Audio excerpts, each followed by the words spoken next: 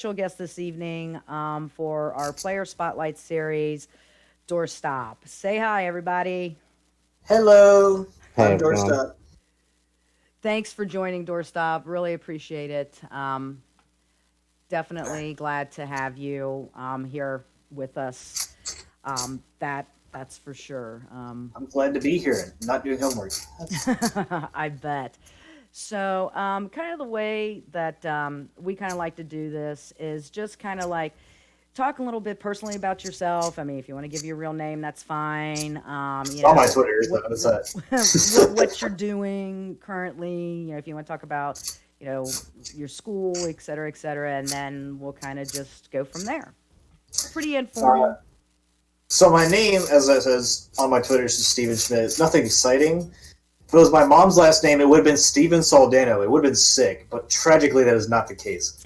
Um, I wish I was Steven Soldano. Unfortunately, I'm Steven Schmidt. It's so much later. But um, I'm currently a finance major, my third year at the University of Cincinnati.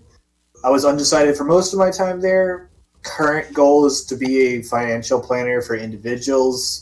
I don't want to be a financial planner for corporations. I've found that I enjoy like more of the coaching and interacting with people as opposed to giant spreadsheet with big numbers, even though there's probably more money in corporate finance. But um, yeah, I want to be a financial planner for individual people. And I largely figured out that, or decided I wanted to do that based off of how much I enjoyed coaching people in Smash. So I was like, oh, I like helping people who want to be helped. It's not a bad idea. That's But awesome. So, so you just mentioned something about you coach people in Smash. just did. Do you coach them specifically against? Well, I guess we'll go and just kind of say anybody that doesn't know, Doorstop mains Zero Suit Samus, CSS. I believe you've mained her since. And Pokemon Trainer is important. Oh yeah, and Pokemon Trainer. I wasn't going to leave that one out. Um, so Squirtle, not Pokemon Trainer. He That's plays fair. he Squirtle. plays He plays Squirtle. Zero Six Samus and Squirtle. I've never even seen him play Ivysaur. You're not wrong. Now you've played Zero Suit since Smash Four, correct? Yes, since 2017. Like, so technically, in bracket since 2017. Was doing it since mid 2016. That was like when I started playing it. Nice. So when you just spoke that you do coach people, is it specific to the ZSS matchup, or is it just coaching in general with the knowledge that you have about Smash Brothers? Um, I think more often than not, I've coached in general. I today, like for example, was specifically a friend wanting help with how to play Zero Suit and stuff, and I've done that a few times. Most of the time, my Zero Suit specific coaching comes in the form of like Zero Suits asking me questions, either in Discord or Twitter. I get to them as whenever I can. I'm always down to answer Zero Suit just questions in general, but like those tend to be where I get most of my Zero Suit specific questions. I work with a few Zero Suits more regularly than others. Like I've been on and off for like the last half of the year. Uh, I've been like providing a lot of advice to like Victini specifically, or a lot of others like Zero Suits. But um, I think most of the time my coaching tends to be just whoever asks. It's like before quarantine, I was analyzing some sets for some people. I've been analyzing sets for a lot of people, even since back in Set Smash 4, because analyzing sets is not something a lot of people were doing. It's more of a thing these days than it was back in the day. It kind of picked up with Ultimate. I was analyzing sets back in Smash 4. Most people were not, though. That was like, unless you were actually like top level, most people didn't analyze sets, they just played. But I analyzed a lot of sets for like a lot of people locally. I analyzed a lot of sets for TCMK. It's like a big example I would study for him. Nice. It's And now look where we are.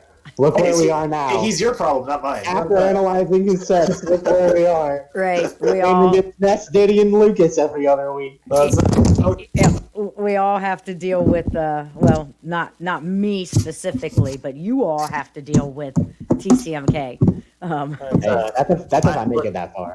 I don't lose to him. Again, he's your guys' problem, not mine. Well, That's true. this is true. This is fair. I think you made him our problem. I think that's kind of what happened.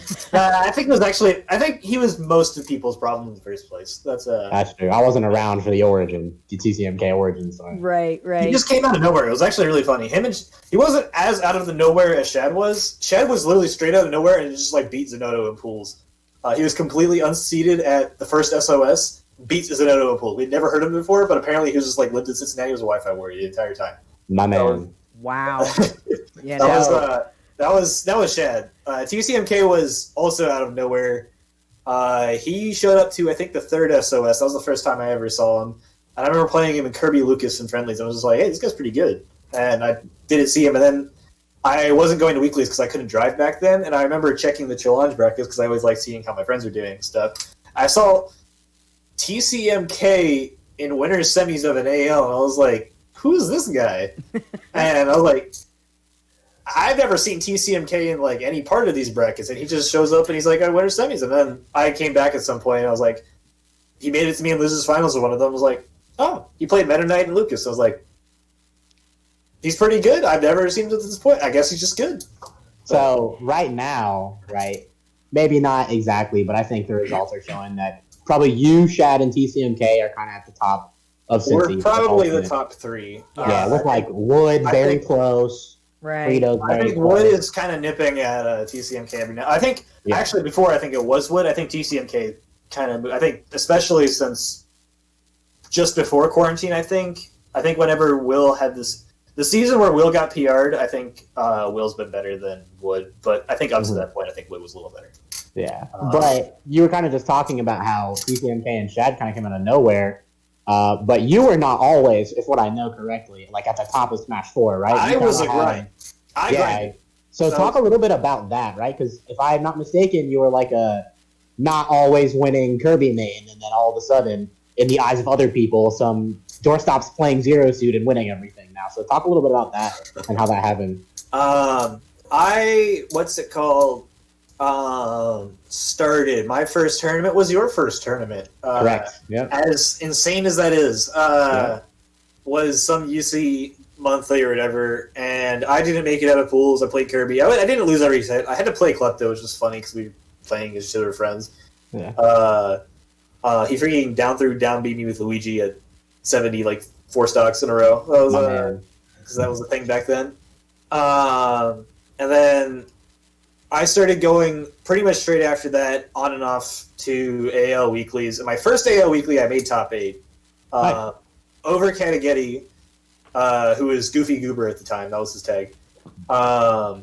And I beat him with my King DDD. That was, to this day, is 100% win rate in bracket. I've never lost my King DDD, ever. It's been used multiple times. That's but what's it called? I was always kind of floating around, like, I think, like, 2-2-ish area. ALs were smaller back then. Mm-hmm. So 2-2 was, like, top 8 sometimes. 2-2 was occasionally top 8. If so, only barely. And then most of the time was, like, floating around 9th to 13th. I was never at any point in O2er. The only time I ever went O2 was when I was actually pretty well known and pretty good, and I was actually expected to get 3rd. I just busted at an AL one day. It was really funny, but and then, but I never been in, like, I feel like 1-2s every now and then or whatever. But I was kind of floating around that area. Largely, I improved. I think in hindsight, if it didn't feel like I was improving very fast, but in hindsight, I think I did because I was not very good when I was first going to ALs. I was just getting wins on Falcons because I played with Winter a lot back then when he's so I knew how to cheese Falcon quite well, and then there were a lot of Falcons for me to cheese, so I just got past those. And then after that, about, I would say 6 months after that, because that was like fall 2015, I went up to a Columbus tournament that had basically none of the good Columbus players at it, except which is funny in hindsight, the fact that literally none of them were there. And I made my first money at a tournament by going to Columbus. Made like $30. I got second at some event that somehow every PR player ended up missing. And I was actually pretty decent at that point. I was still just playing Kirby though. And that was like spring 2016. And I had a phase not far after that where I started picking a Pikachu. I was like, well, Not the rat. short character. Yes, rat. That's Hey, Mom said that's our word, so if you all can. no, that's my word. Fair enough. As in, like the white person who invented the Slayer in the first place. That's it's my word. Oh, That's but what's it called? I played Pikachu because I was like, well, I need a good character. And I figured this out at this point. It's like, all right. Not so much that I was like felt like what I was losing to at the moment was too much for me to pull off with Kirby. It was just more of a, hey, I actually want to have like in the long run be able to beat people that Kirby just straight up will never be able to do.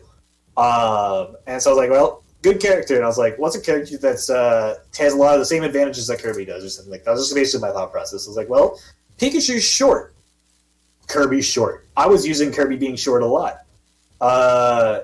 Pikachu has like a lot of good close boxing moves and stuff like that. And I was like, okay, I like this. And then so I started playing Pikachu, and honestly, I just got bored of the character. The character's so boring. That character was boring back then, and was significantly less boring back then than it is now, in my opinion.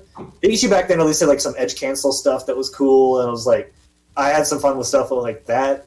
But just in general, the character's gameplay was boring, especially once you're getting optimal with it, and I just got bored in like 3 months. And then around summer 2016 was after I dropped Pikachu, was when I started messing around with other characters. It was also around spring 2016, around when I started playing Pikachu, is when I started analyzing sets, and that's like when my improvements super spiked. I remember like actually like thinking it was like a huge revelation. It's like, wow, people think when they play the game.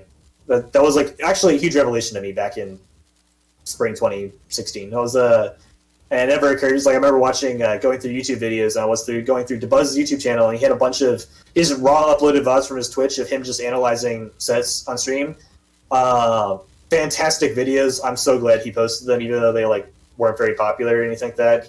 They got like maybe 80 views like ever, but I was one of those 80 views every single time. And I watched all of them. I binged them. It's like, how do good players analyze? How do they think? How do they get in their heads and stuff? And I did that over and over again. And I started thinking when I was playing. I was noticing. I was trying to think, and trying to think hurts. It's really bad. And like when you're trying to think, you're not good at it. It's actually better. You will play better just by pressing buttons and turning your brain off than actually thinking. And I had like a whole phase of that. And it was largely on Pikachu, and it was incredibly discouraging. Actually, probably my worst results were during that period in bracket. But it also in my head, it never really mattered what my results were in bracket at that point anyway, since I wasn't exactly making money or anything like that. It was whatever. It's like, oh no, I went from getting 9th to getting 33rd, or it wasn't even that bad. It was like 9th to like 17th or something like that. Like, who cares? It literally is no difference between 4th and 33rd, and just no difference between the only difference between 3rd and 33rd is like $5. So, your bracket fee, right? Like, yeah, that's like it's like in my head, if I wasn't winning, then might as well try to learn. Yeah, that's which I think is a really good mindset to take. Period. If anyone's trying to improve, like, don't worry about the fact that like, oh man, I was getting top 8 of these weeklies, and now I'm like doing significantly worse. Like, if it's going to be for long-term improvement, you're literally losing nothing except a couple weeks worth of like pride. That's and you gotta swallow that if you want to keep moving up. But after that is after the Pikachu phase, and when I started actually thinking about the game, was when I kind of realized is like, all right, I need some characters that can do this. Because once I started thinking about the game, I started realizing why Kirby can't do like things. And I was like, all right, I understand that Kirby just cannot deal with this. This. What characters I can deal with that? And what characters am I having fun with? Because having fun was really important. Because I ignored that factor when I was playing Pikachu, and I was like, well, Pikachu's not fun. So, and so I was like, all right, Meta Knight. I was messing around with Meta Knight, Sheik, Fox, and Zero Suit. Now this is back and forth, right, Doorstop? All back and forth. This Right. is 2016 back and forth, solidly back and forth. And I was actually almost a Fox main. Very, very close. And I actually joined the Fox Discord. Up until very recently, the Fox Discord in Smash 4 was the only character Discord I'd ever been in my entire life. Lightshed linked it to me way back in the day. That was like, because he was a Fox player. You're a braver man than I am for clicking on the light chat link. If he ever links me anything, there's no way I'm clicking on it. I'm deleting it right away. See, Torin is like,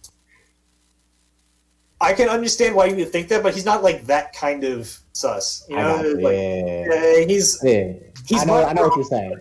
That's but he got me in there, and that's how I ended up in the Fox Discord for a little bit. And I just remember playing with Klepto, because I played with Klepto pretty much every single night after we both got done with homework. We just played. Klepto was so much better than me. It was just me getting clipped over and over again, and it was great. It was very, very useful for me. And he told me he liked my Zero Suit, and he kept just trying to talk me into Zero Suit. And he was like a huge, unfortunately now gone Nairo fan.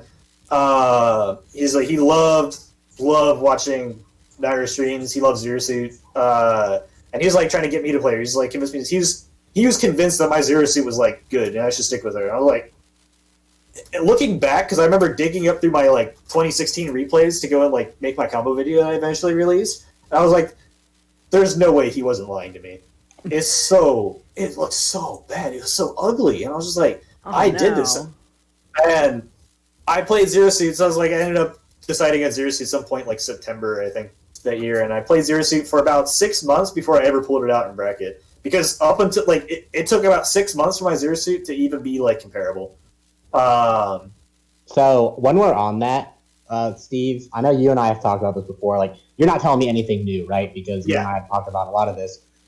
You were a low tier hero, right? Getting okay results mostly due to cheesing people, right? Pretty much. Not mostly, but a lot of it was. My Kirby was nice to this day. That's I've experienced it. Not that there's any video evidence. But so you talked about that, and then you talked about how you tried these other characters because you knew you would get better in the long run. And your results kind of not tanked, but to you, right? Going from 9th to 17th or 25th, a lot of people would consider that tanking. Yes. So what would you say to someone, let's say they made Donkey Kong, for example, a hypothetical, who would do that? Who really does want to get better at the game. They're playing a character who's not very good. What would your coaching be on their mentality? Right? Because you kind of went through that. You played a not great character. You wanted to get better. You said, these are the things that I need a new character for, and your results dropped for a little bit. So just kind of talk someone through that. Again, other than the mentality thing I mentioned before, it's the way I look at it. I always have to be careful about how I phrase this, because it's really easy to come off as I guess elitist, I don't know, but whereas if you weren't, it is basically in my head is just if you weren't getting first, at least from my competitive standpoint, where I just want to be as good as I can, and if I know that I didn't even know back then. I was always underestimated my own potential. I thought first was super long shot. I just wanted to be as best as I could be, right? Mm-hmm. But first was ideal, right? It's better was the only first is the only thing that there was nothing better than, and so in my head I was all right, first is the goal, and second, the only difference between second and 999,000th place is at a weekly $10. That's and $5 difference between third place. Fourth and 999,000th place is literally nothing. It's all in your head. It's entirely in your head. No one really cares. No one, especially no one worth keeping around, actually cares whether or not you got fourth and 999,000th at a weekly. That's right. No one is actually judging you off that. It's again all in your head. And I'm super perceptive about what other people think about me and stuff. I cared a lot. I have a ginormous ego, and I had to work really hard to bury that. And I was I cared a ton of people about people thinking I was good and stuff. You just have to swallow all of that because that's all just things that are holding you back. And with that out of the way, then knowing that in the long run, this is a character where that will be possible on. If it's knowing that's a character that'll be possible on, and it's a character that you enjoy and want to play the game on, that is just no reason not to be playing whatever your character you played before. Mm-hmm. I didn't do this. I kept deluding myself into believing that I could co-main Kirby and Zero Suit at the same time, and the better I got at Zero Suit, the more I realized there's literally no point for Kirby's existence whatsoever. Mm-hmm. But if I wanted to go back, I would have just told myself to start hard playing Zero Suit, only. And just be for one thing, it'd be easier to forget about Kirby if I just pretend he's not even on the select screen. It's not even an option in my head, right? Right. That's if it's not an option, then you won't be thinking about, man, I might win this if I go Kirby. Just take DK off the character select screen in your head. It's just like he's not there. He's not there. Yeah, You will turn off the switch if you actually click him. It'll just it'll all die. And it's you get automatically DQ'd. That's in your head. That's the consequences of clicking DK. Whatever it is, just to keep your cursor off of him. Right. And, for example, right? Hypothetically, yes. That's, in a random scenario. Yeah. It's also, I would say, a big thing about it. Extends past characters, but into strategies too. I think a lot of things that get people stuck at mid level is well, this works against bad players and stuff, and so it's hey, this is how I'm beating my first round at a tournament or something. It's yes, this might spot dodging every single time you do a neutral get up might be beating your first and second round of every single tournament you enter, but it's also the reason why you're losing your third and fourth rounds every single time. So, do you really care about making it to the third round if this is how you have to make it to the third round and you just know you're going to lose the third round because it's every single time? There's no point in making it to the third round with that in the first place. Figure out a way to make it to the third round that doesn't lose you at the same time. It's right? It's a lot of so this is something I've had to tell people on some habits that they have where it's it works against a lot of the bad players, or it works even against all right players, but then it gets them destroyed against good players. That's so it extends past characters a little bit too. Fair enough. That's a very good take on that, Doorstop. I like it when my takes are good. They're always good. I'm sure. Anyway. So Timbo thinks he can provide food opinions when he's gluten-free. That's a...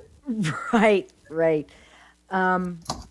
While we're on the topic, my girlfriend wanted Gold Star tonight, and look at the winner that she is.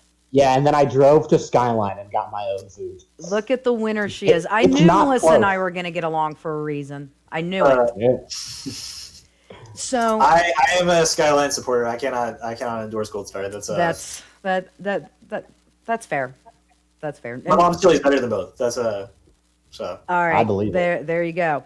The Saldano chili.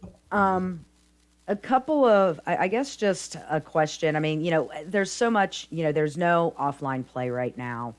Everybody's doing everything online. So let me kind of combine a couple of questions for you, Doorstop, into one. Is with there being no offline happening right now.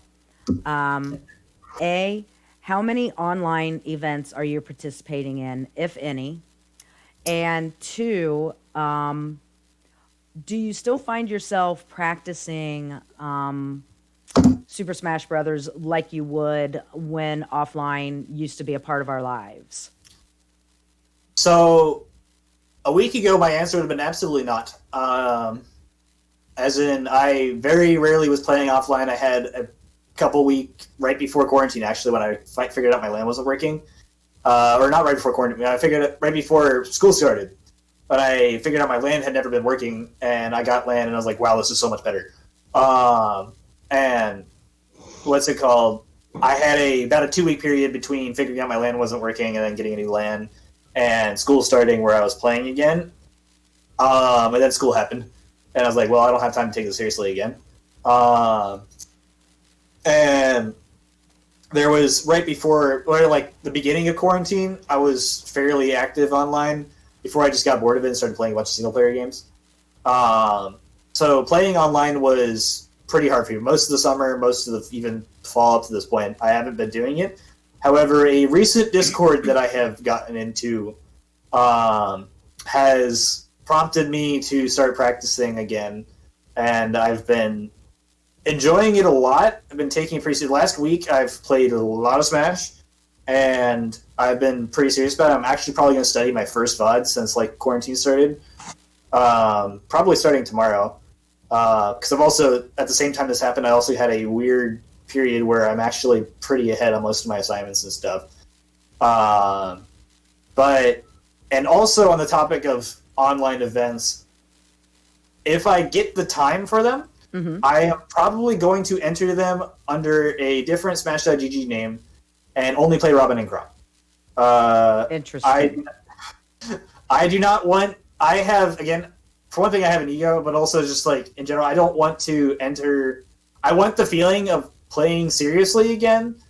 But I also just like want to like be in a serious setting and just like refresh myself on like, hey, this is how I like adapt in a tournament setting or something like that, which I can do on Wi-Fi. But I don't want to deal with. Oh my gosh, I lost my round 2 Luigi, who is now going to tweet about the fact that he has taken a set off of Doorstop. And while I shouldn't care about that, I do. So I can't take that. I'm not mentally prepared for that. That's fair. I mean, at least you're being honest about it. I mean, Yeah. a lot of other people wouldn't be, in all honesty. Earlier he said, "Don't care what other people think about you, except if it's your round 2 Wi-Fi, Luigi. You're allowed to care." There are things where I am not. I'm not there yet. I shouldn't care. You are correct. That's But you do. But there is extents. I can not care about how I suck offline, but when it's me beating someone or or losing to someone, I know I would absolutely annihilate without their 19 frames of input delay. Right. And then I lose to that, and then they tweet about it like it's some accomplishment. Yeah. That's gonna get me. But I think that gets a lot of players, in all honesty. It's like, hey, this is online. If you were playing me offline, I'm pretty sure that's, the results are going to be totally different. I mean. Yeah. So avoiding some disaster where I make some salt tweet like that, I'm just going to make some Smash.gg account where I play under a different name so no one knows who I am, and then play Robin and Crom so I don't have to worry about getting caught up in that. Also, one of the problems if I started playing Zero Suit under a different name, then I would also be like screwing with seeding because I should be seeded higher and stuff. But my Robin and Crom they literally have no results, so there's no argument for them being seeded at all. Right. So. Right, and at least you're, taking it. That's a very fair mindset to look at it. Also, Yeah. I mean that it would be grindy if I entered a Zero Suit. It would be a King Chris move to say the least. That's a. He said for one very specific example. Right. For an example that's often repeated. That's a. Yeah. Hence why he's does not participate in our tournaments. Was he banned actually? Yes. So anyway, King Chris is such a anyway, so funny. Moving along. So, I always like to ask, players that have a main game, such as you do with Smash Brothers. Are there any other games that you enjoy playing when you're not playing Super Smash Brothers? Or is it like, I don't care about any other game, I this is my game and this is what I play? So I am a no-lifer. So when I play a game, I play that game a lot until I finish the game or I burn myself out of it. The latter very, very rarely happens. So typically, I just play a game start to finish something. So my big problem with like TV shows, if I start a TV show, no matter how garbage I think it is by episode 3, I'm going to watch the entire thing, all 9 seasons or whatever, just to finish it. Open some 1,000-page book, I'm reading it start to finish. That's Momza. I do the same thing.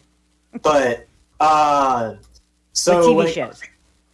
When it comes to games, if I start a single player game, I'm going to finish it. That's kind of what happened when I got bored of Smash at the start of quarantine. I was like, well, there's a bunch of single player games I haven't played yet. I haven't played.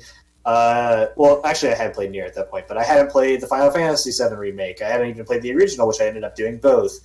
I hadn't played like any of the Ace Attorney games, but I've always been told those games are really, really funny, and I was like, I started playing something else.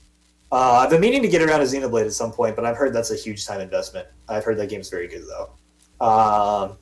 I think that depends on who you talk to about Xenoblade. From people I trust, I have heard very, very good things about it. Right. And there aren't a whole lot of people I trust in these kind of topics, but I don't remember. I don't know. I haven't decided yet. So when it came to when I wasn't playing Smash up until recently, it was mostly Three Houses was the current game I was no-lifing, just because I wanted to beat it on the hardest difficulties and also build some Super Squad with like New Game Plus. And I actually think I did burn myself out of it. Or maybe it was just getting into the Discord that maybe just want to stop playing and start playing Smash again. I haven't just figured out which one, but so there's not necessarily any specific game. If it's single player games, I typically don't play single player games for very extended periods of time. I don't tend to. I'm not much of a replayer. Three Houses is like kind of an exception there. Typically, if I play games for the story and I just want to experience the story, and then I think any other games I play in the off time. I like playing Civilization Revolution. That's a fun game. I love Civilization games. Interesting. I've been meaning to get some newer ones because I've only really had just the one at the moment, and I really like that one, and I'm really good at that one, but I know that there's other ones, and I'd like to learn how to play the other ones, but I like FPS games, especially when I was better at them, which I kind of fell off and started playing a lot of them when I started playing Smash a bunch, but I have been meaning to get into Warzone. It is the Warzone. Funny you should say that. Oh, funny he should say that, huh, Professor? I've been trying to get Doorstop to play it for 2 months. That's the problem is if I start playing Warzone will become the only game I play. See, I think that's a lot about perspective because you keep on saying the problem, Yes. right? And I think But, I think we can agree that it would be a good thing for you to play a lot more Call of Duty Modern Warfare. There's an argument for me to playing a lot of Call of Duty Warzone at the moment. The problem is when I get to when things if things ever get back to offline, it is important that I play Smash a lot. Yeah, that's fair. It is a very good, for one thing, it's a very good secondary source of income for me. That's right. Hardly. Same, yeah. We're making tons of money on it. Yeah, the TO dollars. That's all the money the TO. Right. You know, because this quarantine just helps us so much. Oh yeah, those online tournaments weird. Oh yeah, we're just Not at raking all. it in. And I wish. But and also I like being good at Smash. The most tragic thing ever is when I like take some extended period off and I come back and I feel like I'm bad. I hate feeling like, especially when my movement's bad and stuff. I'm just like, oh, it's so ugly. So it's like important for me to play it fairly regularly. It's not the only game I play competitively though. I played a lot of Pokemon.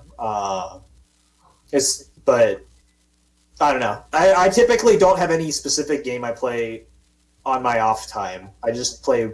There's typically a game I play on my off time, but it's usually only one, and it changes a lot. That's cool. That's So cool. you were. Cereza says, do you miss taking his money? Doorstop, he's watching it in chat now. I miss taking everyone's money. Yeah, I figured that was going to be the answer. It's like, Doorstop wants everybody's money. He's never taken. He has taken mine once. One time he has taken my money. There's only one time that we entered a bracket at the same time? Yep. Oh. Yeah, because that was the semester you came back was the one where I couldn't go to AL anymore. Yeah. And then I never enter my own tournaments because TOs should never enter their own brackets. Right. And then we just went to that one ESA where we played.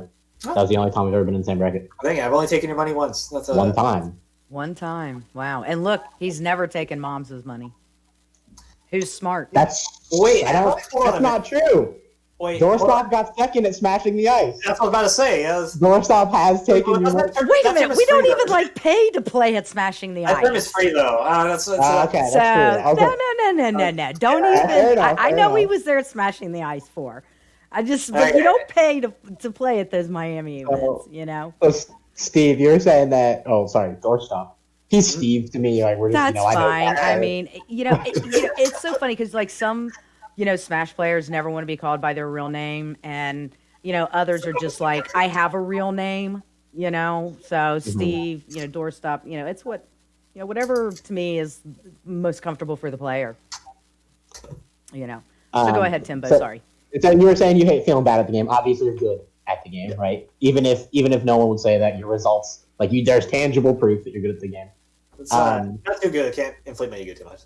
Right, but to inflate your ego, right? So you have done really well in sets and money matches against, top 2 players, right? Top 5, yes. Top 10, top 2. My 5 Samsung doors are going to be framed at some point in my room. I love them.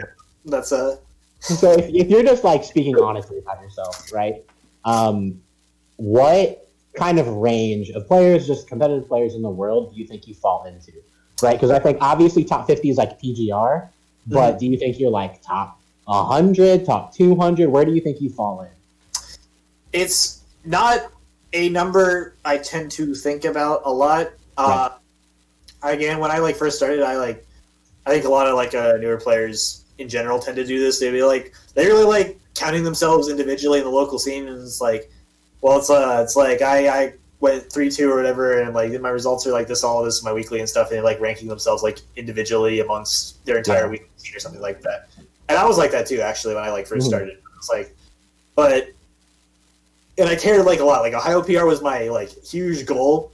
Which you're number 3 in the last PR that came out. You are ranked number 3. I'm so happy I'm number 3 in that PR because that PR is going to be there for a while. That's that will be. I don't have to worry about defending that spot. That's a good spot to be at, and it's getting to get me places in the meantime. That's already has gotten me some places, but good. Ohio PR was a huge deal for me in Smash 4. It was like my big goal when I was like starting or whatever. And around the point when I started like actually like improving, I was like studying a lot, like mid-late 2016. And I was like, I kind of stopped caring about that. And the first time I ended up making PR in Smash 4 in Ohio, I did it on accident.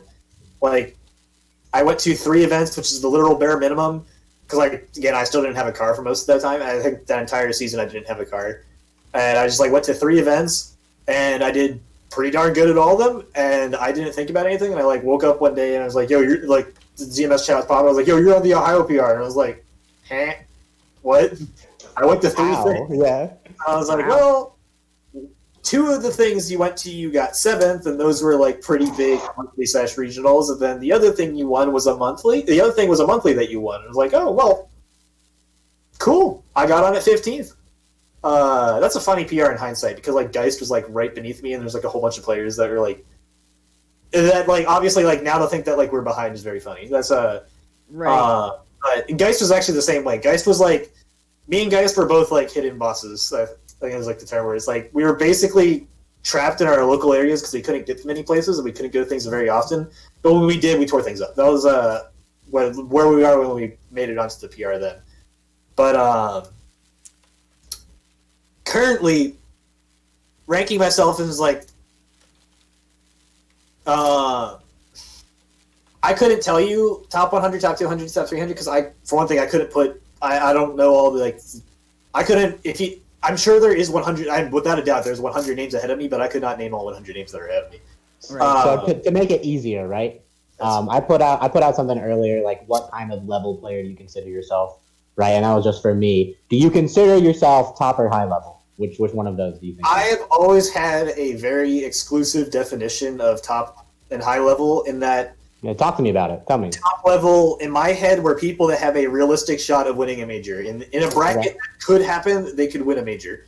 I would consider Toast on like the lower end of that. Like maybe Toast is like probably like right before quarantine, he was probably a top 25 player, like easily. And you consider Toast better than you, right? Yes, like, that's not hugely, but significantly. That's right. And so I would consider like Toast on the lower end of that. I could see a bracket with the people that he's beaten and the people I think he's very well capable of beating, where he could, in a small chance, win a major. And that's like my definition. Anyone who falls into like a category of those circumstances are top level.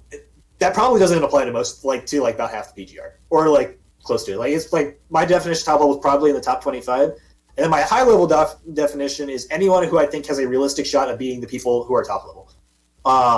And you would fall into that category, right? Because you have.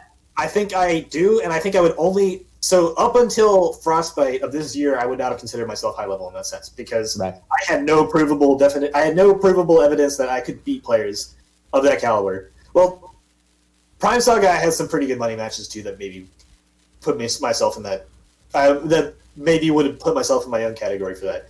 But having beaten Samsora, especially in a money match. And I know money matches, I'm first to tell you, is like, again, is still not tournament. It's like just the same way a Wi-Fi match is not tournament. A money match is still not tournament. But I know in my head that I am capable of recreating that. That's like, it wasn't some one-time fluke. I think there are top-level players that I have a very realistic shot against.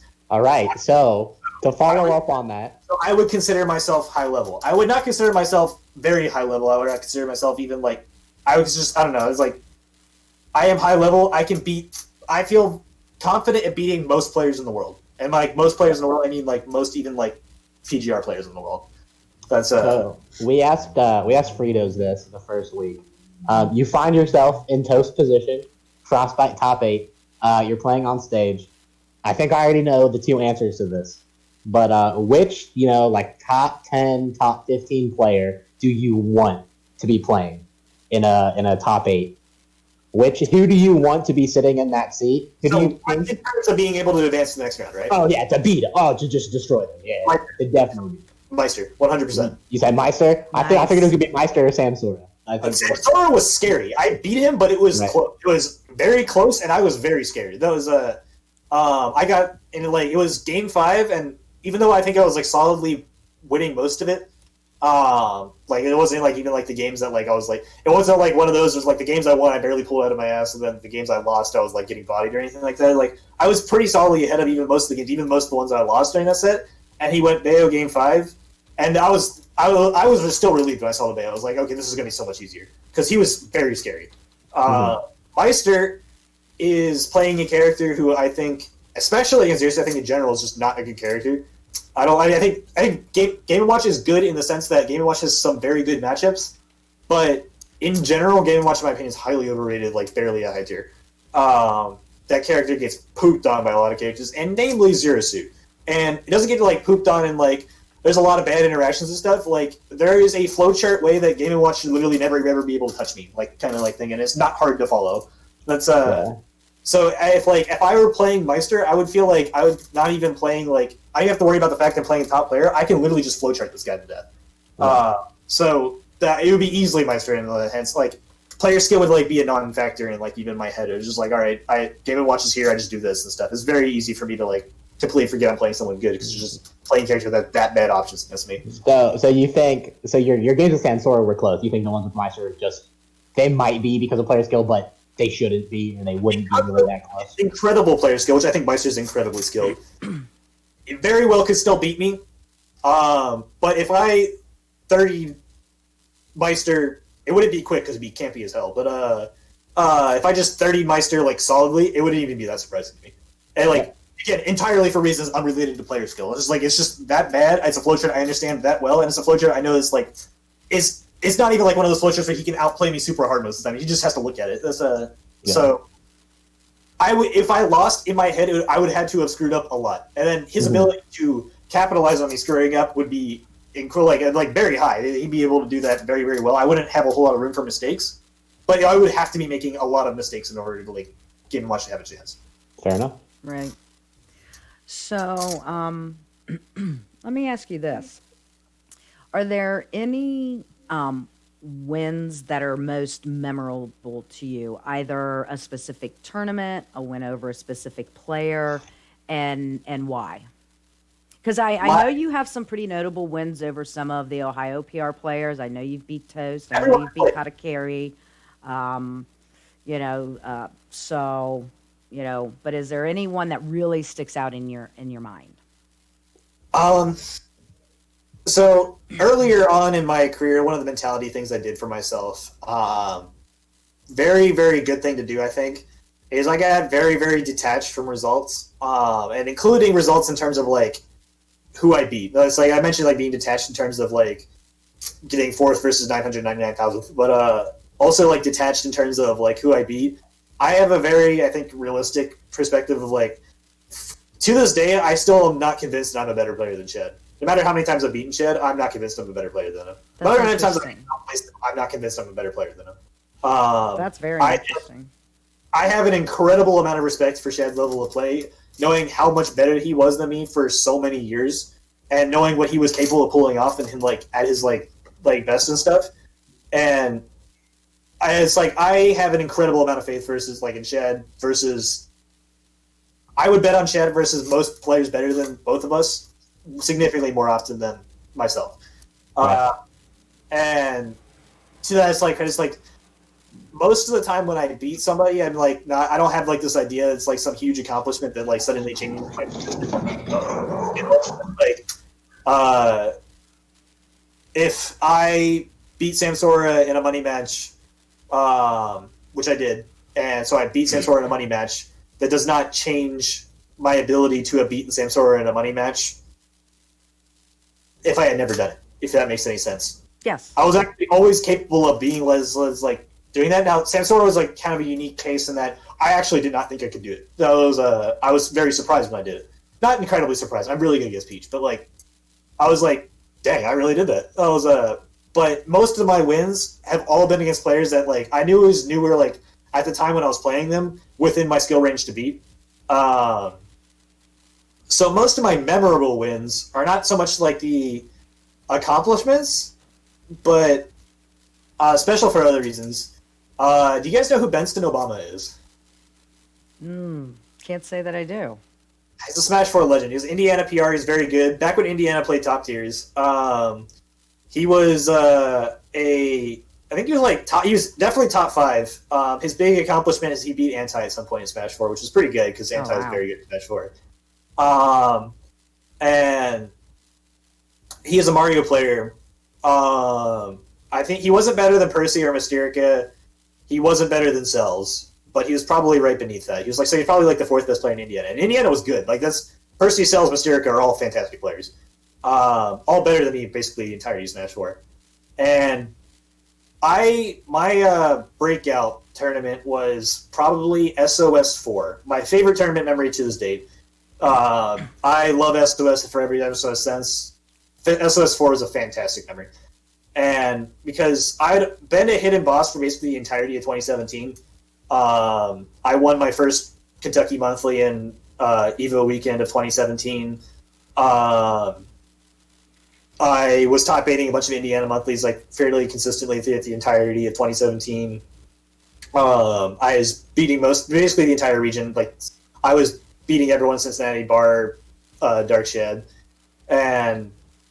but nobody north of Cincinnati, or like north of Dayton rather, like knew who I was, like for the most part. I think they like heard me mentioned every now and then, and it's like, oh, he's like, yeah, pretty good player from there, but like they had no reference point. I never played any of the people up there. SOS 4, a lot of Columbus people came down, and so like basically, and a lot of Ohio was watching. Period, it was just kind of considered like an Ohio regional as opposed to a Cincinnati, Kentucky, Indiana event. Cincinnati, Kentucky, Indiana was like its own separate region from the rest of Ohio, especially in Smash 4. You can argue even still now, but like, it was Cincinnati was not part of Ohio for all intents and purposes. So like, Cincinnati, Kentucky, and Ohio and Indiana all knew who I was, but not Ohio.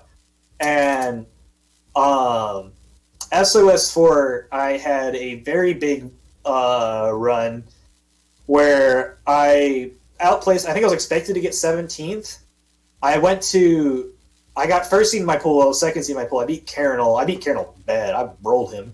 But I played TCW, and then I beat TCW the first round of bracket, and then I had to play Cells, who I mentioned is like the 3rd best player in Indiana at the time, and Cells beat me in a set where a classic Doorstop versus Bayo in a Smash 4 set where I clipped them really hard and then lose. And that was how I went versus Bayo that game. And then I went to lose like pretty early because I think if I lost after that point, I would have got 17th, which is what I was expected to get, and I was like technically already overperforming my seed because I shouldn't have been that far in winners in the first place. Or shouldn't have been.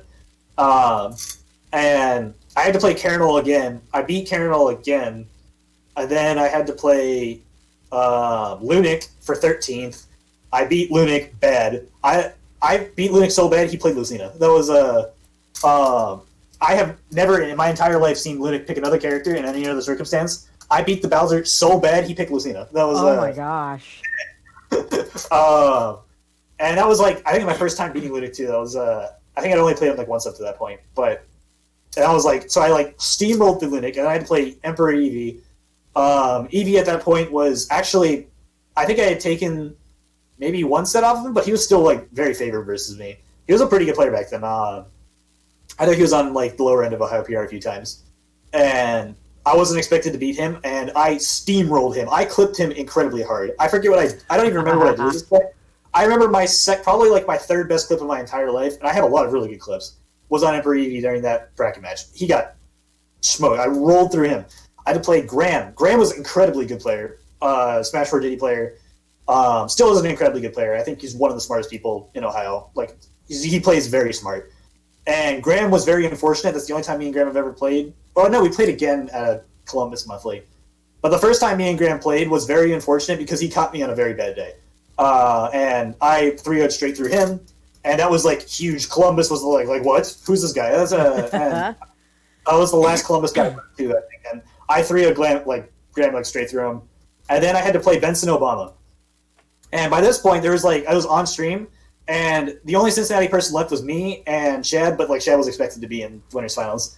So I was like the hometown hero in that Cincinnati going forward in bracket. There's all these out-of-state people, so it was basically an Indiana crowd versus a Smash 4 Cincinnati crowd.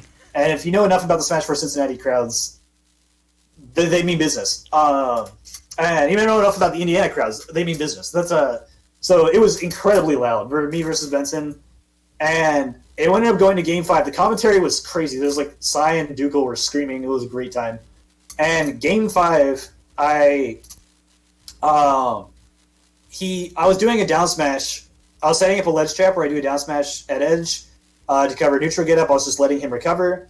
And he Mario up B'd, but he missed the edge and he went a little bit too high. And it was straight into my down smash, and I was so surprised, was not ready for that. So I kept holding the down smash. Because I just wasn't ready for it, and by the time I realized, wait, he missed that, and I could down smash for him for it, I was like, wait, I'm going to be too late. He's going to get his shield up in time.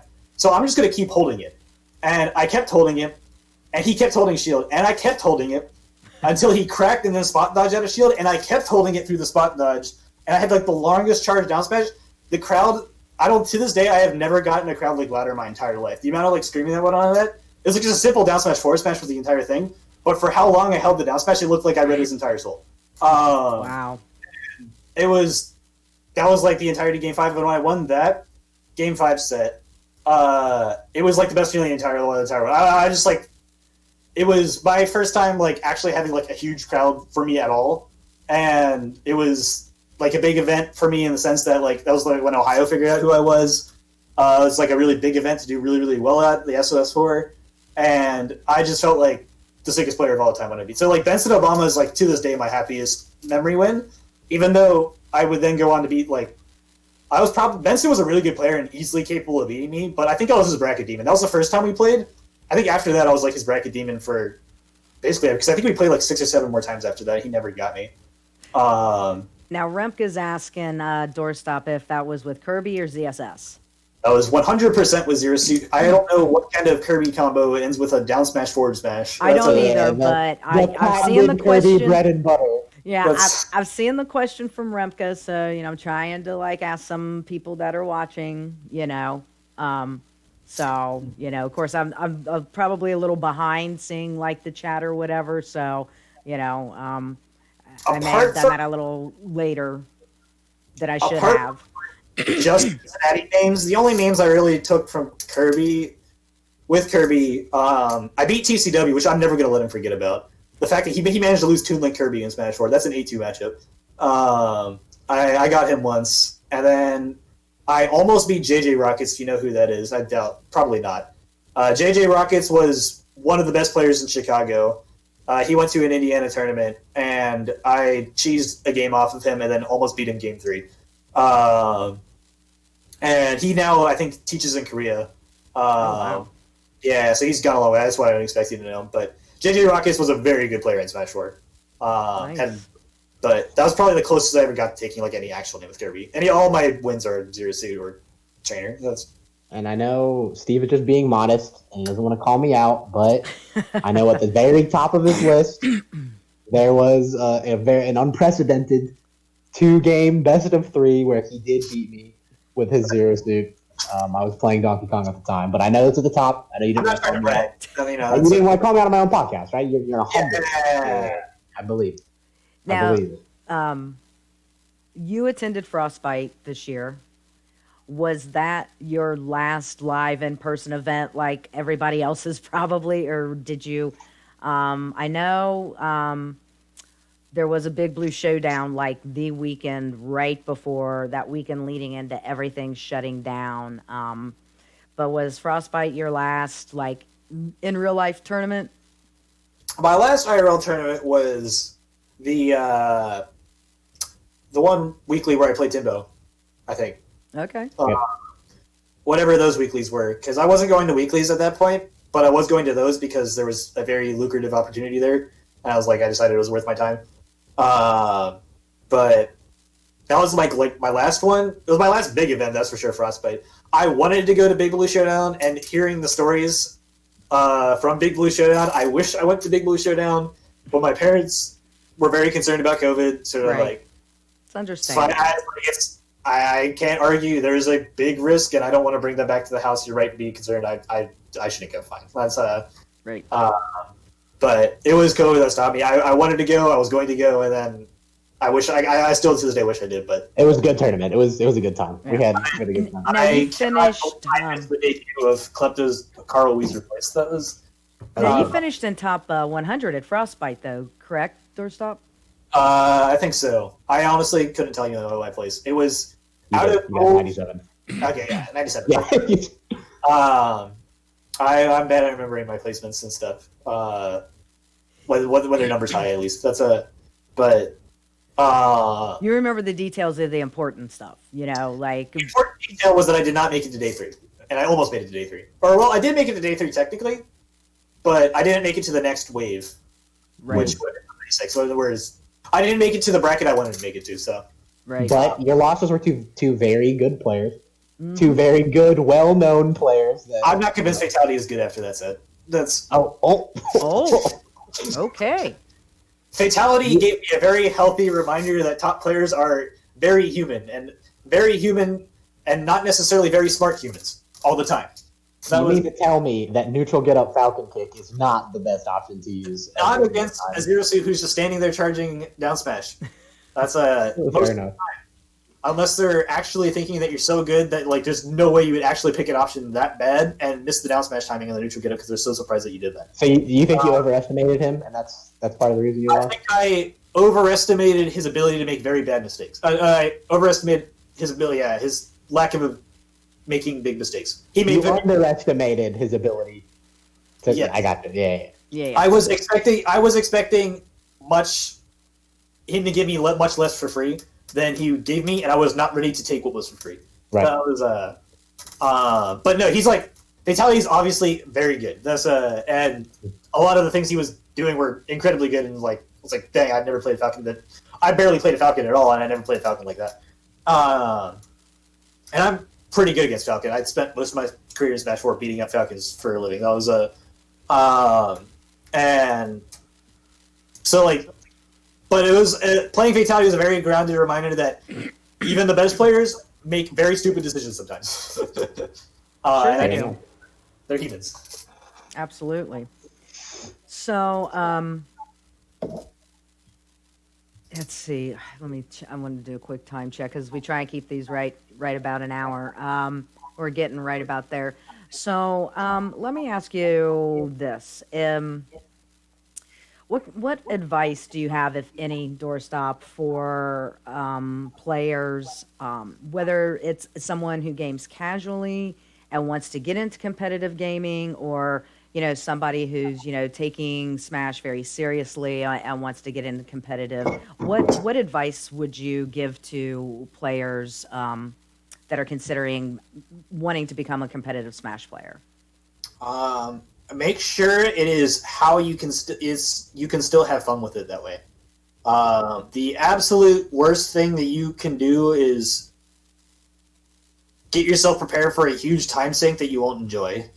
That is a very bad idea. You want to make sure that playing competitively, being serious about it, is something that you enjoy doing. And because if it's not, then you're just going to be miserable. And then the other big thing I would say, if you're going to take anything competitive very seriously, this is a huge mistake I made, is do not tear yourself to pieces over how you are performing in a moment. as someone who played very, very seriously, plays very, very seriously, a big part of how I motivated myself to get better was through convincing myself that I was so terrible it was unacceptable. Like my mistakes were so egregious that anything I was doing wrong was so I could not, and I was in my head it was a way to kill my ginormous ego. It was I'm not going to let myself have any credit for anything. Everything I can do better. And then the only question is of the things I can do better, which ones are so terrible that I need to do better. It's just not acceptable. I just won't be happy until I fix this. And that was basically how I improved for the entirety of Smash 4 and even part of the way through Ultimate. And unfortunately, that is very effective. You will get very good. It is not worth the damage it will cost to your head. I ended up having significant self-worth problems about a little over a year ago. And I'm very, very convinced it was entirely a result of this mentality building up over time. No matter how tough you think you are in your head, you're going to snap if you think like that for a very long time. And a lot of people, I think it's very obvious, is even a lot of streamers a lot of times you just tell by how they view their mistakes and how they take their mistakes and how they get really, really unhealthily upset about their mistakes and stuff. It's a way to get good. It is not a good way to get good. Do not get good like that. That's it's not whatever it is, whatever you're competing in. It is not worth that kind of damage to yourself. Do not damage yourself worth to get better. That's stay healthy that way. That's my biggest advice. That's some very good advice. Cereza came through with a question, which I think is a very good question. He's asking, is the online meta worth it? Meaning, should they wait for a return to in-person competition if you're considering, wanting to become competitive Smash player? Or is the online meta just blah, like everybody knows it is, and just don't even try? The question is kind of ever-changing because the longer it goes, the more important it will have been, if that makes any sense. Mm-hmm. For example, if the online period lasted 3 months, it was just March to June, it would not have mattered at all. Whereas if it lasts 15 months, it lasts into the next June, it will have mattered a significant amount more. I do not think it will ever be in some deficit where it's irrecoverable. Everyone who did it is going to be so good that they're going to be impossible to catch up to. That's 100% never going to be the case, and never will be close to the case. But there will be an advantage to having practiced. That said, online, I think, is very much so in how you are able to view it yourself. Online is a serious test of how well you can detach yourself from from winning, from the results, and how well you can focus on learning. Because the tactics to win on Wi-Fi are very clearly not necessarily correlated with the tactics to getting better offline. And focusing on what will make you better offline, if you are able to do that and detach yourself from having the feeling the need to win online, incredibly worthwhile, and you should be doing it. And I am doing it on and off. I'm intending to do it more as I'm practicing more lately. And it's something I'm very practiced at. And if you're not practiced at it, I would focus on getting good at that before you start trying to practice online seriously. It can even be detrimental if you start. It can be helpful in some ways. I don't think it'll ever be not helpful in some ways. Trying to focus on winning your entire time playing Wi-Fi will hurt you in almost as many ways as it helps you. It's Wi-Fi is an objectively proven, well-tested way to improve. Darkshad was entirely a Wi-Fi player in Smash 4 before he just came out of nowhere and beat Zanotto. That was he had done it all from practicing on a Wi-Fi crew. His very first offline event, he just beat a top player. That was and it had been all online practice for him. It's a very tried and true. You will get better doing this, but you need to have the right mindset if you want to do it the best way. And again, similar to what I was just saying even before, it's not worth throwing your controllers for. It's not worth getting really, really upset about. It's not worth getting in your head about it, if it starts like, if you're actually just like straight up ruining your day doing it, don't do it. It's not, you have to be enjoying yourself. That's like, fun is very important. That's Right. In the end, it's a child's party game, right? yeah. I mean, I'm not a huge fan of that in the sense that I think I've always like, it's a game in the same way football's a game. Like, right? It's a game that I take very seriously. And it's a game a lot of people take very seriously. absolutely. But it is a game. It's not your life. That's a I would say that football is also a child's party game, though, right? That's, Pretty you can much. there it is. I mean, that. you know, it's not. I mean, it's great that you know, kind of pointed out some of the different tactics, you know, between the, you know, online meta and the, you know, offline. But you do feel like you can at least take some learning away from online play, since that's really all we have at this point. As long as you keep that healthy mindset, is that, you know, a half true statement, I guess, that I'm saying? Yeah, so like a classic example of a Wi-Fi tactic that if I really wanted to win a zero suit, I would boot up the King Chris VODs and I would start flip jumping people in neutral. Like, it's like just going for flip jump berries in neutral. Right. That's a thing he does to get kills. You will never, ever, ever, ever, ever see a zero suit player do that offline. In fact, actually, you will see it in one specific matchup. I have discovered that it is very good against Min because if Min doesn't attack, I can flip jump over the arm and then bury as like actual just a true on it straight up. But like that's it. Besides weird case scenario, you'll never ever see two people standing still in a zero suit. It's like, I need to kill this guy. I'm going to raw flip jump straight into him and hope I bury him. That's a horrible idea. You will get in huge trouble for it against anyone who knows what they're doing, and even against people who don't know what they're doing. They'll probably still figure out a way to hit you pretty hard for that. King Chris, on the other hand, when you're doing that on Wi-Fi, it is incredibly, incredibly safe because it is so hard to react to which direction Zero Suit goes afterwards. It's harder to hit her because her hitbox is skinny while she's doing it. It's not easy at all to get that punish, and it's incredibly easy to have not reacted to it in time because you were doing a dash and you just got buried out of your dash because you didn't react to it fast enough and you couldn't get your shield out in time. And then, like, King Chris robs people left and right by just raw flip jumping people as a kill move in neutral, like straight up. This is a huge part of his game plan or something like that. That is a tactic that will hurt you more than it will help you if you attempt to apply that offline. Right. That's a great example. Yes, and that's what. And while that is winning him Wi-Fi tournaments, and that's what King Chris is there for, by the way. King Chris is straight up. He just said he's there. He wants to win Wi-Fi tournament money.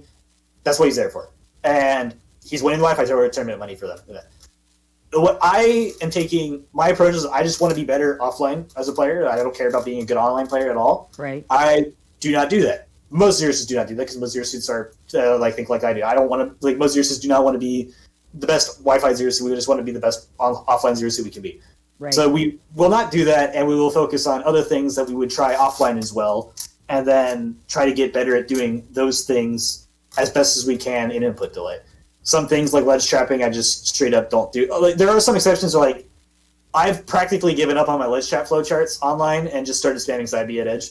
Largely because Mars does that even offline, and it works.